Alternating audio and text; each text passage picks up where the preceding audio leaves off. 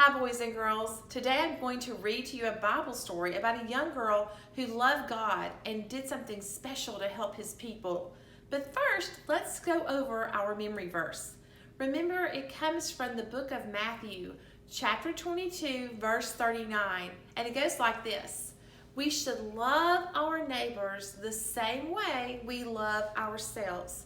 Can you say that with me? Matthew 22, 39.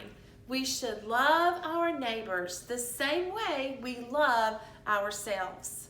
Now let's do our Bible story. Can you do the finger play with me? Here is our Bible. Its stories are true. God gave us these stories for me and for you. Quiet, so quiet. We all now will be. Listen, a story with pictures to see.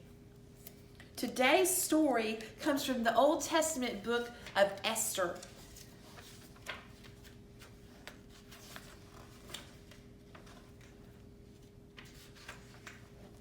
And it's called Esther, Trust God.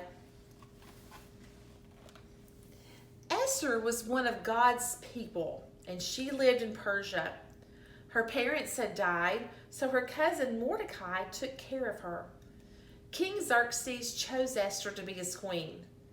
Esther went to live in his palace. King Xerxes gave her clothes and jewels. Esther was beautiful. But Xerxes had a helper named Haman, and Haman wanted to kill all of God's people. He tricked the king into making a law that God's people could be killed. When Esther heard about the law, she said, I will ask the king to stop this law. But anyone who went to Xerxes without being asked could be killed, even Esther.